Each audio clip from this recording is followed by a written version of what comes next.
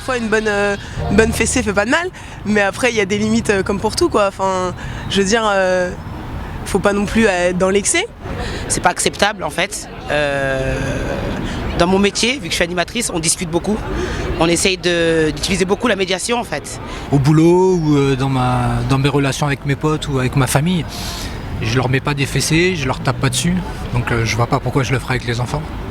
Non, je dis pas que les parents faut qu'ils frappent tout le temps, mais de temps en temps prendre une bonne gifle, ça fait pas de mal, on va pas se mentir. On peut lui mettre une fessée sur les fesses ou une claque sur la main, mais ne jamais toucher au visage. Moi je pense qu'on ne doit pas tout le temps forcément être doux avec un enfant. On doit aussi lui montrer une opposition et des fois Après faut pas être violent envers son enfant, mais des fois une petite tape derrière la tête ou une petite fessée, ça fait jamais de mal. Quand on arrive à penser que mettre une fessée ou une claque va améliorer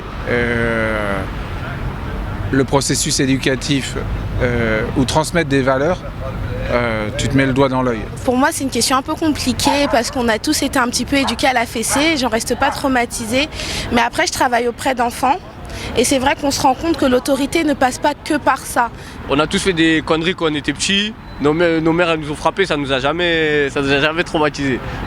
Moi, je me suis mangé aussi des gifles, des fessées, ça m'a pas fait de mal, quoi. Au contraire, quand j'avais dépassé les limites, faut donner un cadre en fait à un enfant. Mon père m'a mis une fessée une fois, je devais avoir 3 mois, il a tapé la couche, j'ai pleuré et ça lui a tellement fendu le cœur, il n'a jamais recommencé. J'ai été élevé un peu comme ça. On avait un proverbe tout simple chez nous, c'est plus t'es fou, plus tu prends des coups. Ça peut faire rire, mais je pense que c'est quelque chose d'essentiel dans l'éducation des enfants parce qu'aujourd'hui on a tendance à le relâcher.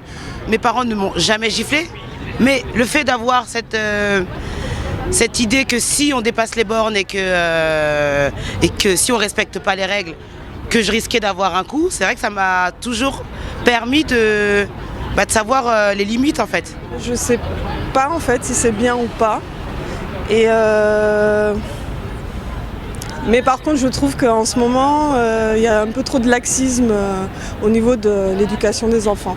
Par moments je trouve qu'il y a des parents qui se laissent trop mal parler ou bon ça va un peu trop loin.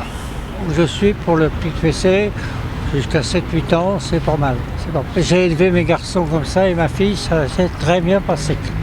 Ça fait partie de ma culture, ça fait partie de la culture des Africains en général, même des Français à une certaine époque parce que j'étais dans une école privée en primaire et nos profs avaient le droit de nous taper et je pense que ça a été une bonne chose jusqu'à aujourd'hui. La petite fessée, ça fait peur plus mentalement que physiquement. Ça n'humilie pas l'enfant, tandis que la grande fessée lui fait mal et l'humilie. Une petite punition, une claque sur les fesses ou quoi, pas méchamment, pas de coup de martinet, pas de cravache, pas d'équitation, pas de coup de ceinture, ça c'est sûr. Ça fait jamais de mal, au contraire. Mais après, faut pas être trop violent non plus aussi. Faut trouver le juste milieu. Je suis animateur dans des centres de loisirs et j'arrive bien à gérer un groupe de 20 enfants, alors du coup je comprends pas trop qu'un parent soit obligé de gifler son enfant pour qu'il comprenne quelque chose. En fait, dans le fond, je crois que je suis contre parce que quand on est fâché, on tape pas. C'est ce qu'on apprend à l'enfant, ne pas taper, il y a d'autres moyens de s'exprimer. Après, je pense que aussi, arriver au coup, c'est que on n'a pas réussi à établir un dialogue avec l'enfant. Ton énervement ne doit pas se transmettre à l'enfant.